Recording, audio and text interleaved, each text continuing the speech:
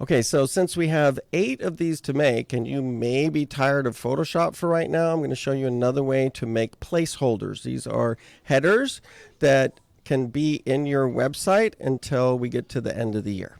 So to do that, I'm going to encourage you to use Adobe Firefly. You've seen my headers up at the top. I'm using it for mine. I'm going to generate the text effect. You can just use one of these. It's already done. You can do your own. If you want to type your words in here, this is going to be, let's say I'm going to make vector art, right? And there's lots of cool ones on here you can do. I'm going to do like snake skin with blue and white scales. That just gets us started. You do have to make some adjustments over here for these to look right, because this softer edges, we get all this little extra stuff. We don't want that. So choose tight, and you can change the font to one of these 4.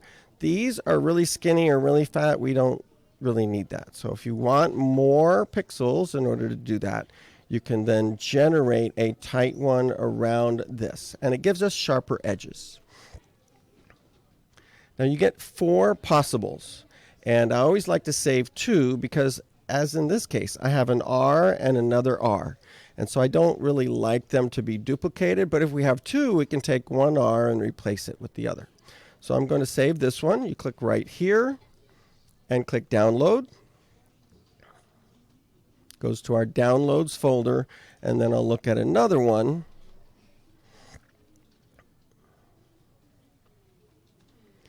And see if I like that one. The R is a little funny looking. Maybe I'll do this one.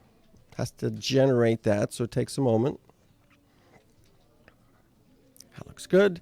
And I'm going to download it again. So I can use this little folder right here. It's the same as opening File Explorer and going there. You'll see it has 2 separate ID numbers. I'm going to take both of these. I'm going to cut them and paste them in my headers folder. So I'm going to go up here and find my OneDrive digital portfolio project folder and paste those in there. Now it does have the words in here, vector art.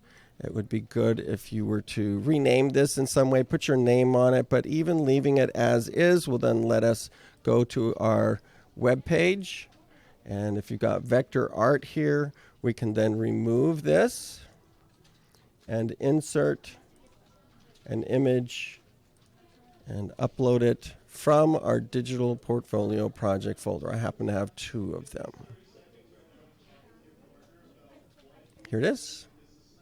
You can see I've got vector art. That black around it just doesn't know what color to put. Is it white? Is it black? It's transparent. So let's see if it includes the transparency. And then you can just fill that in, use it temporarily to be your header, as long as you tell people that you did not draw that. So you'll need a text box where you're going to put made with Adobe Firefly.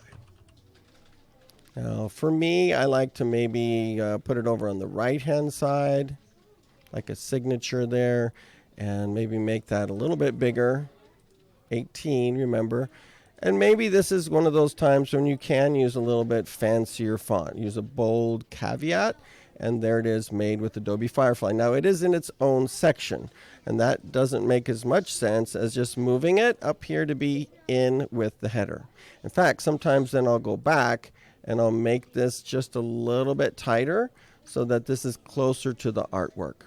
And this will work for a header temporarily. If you and when you make your own, we can keep this and maybe put it at the bottom and have like a footer that's the Firefly version, and then the one that you made up at the top.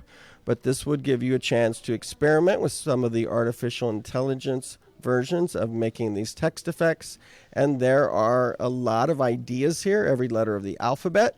And you can try your own and alter it. It actually tells you exactly what words were used to make that.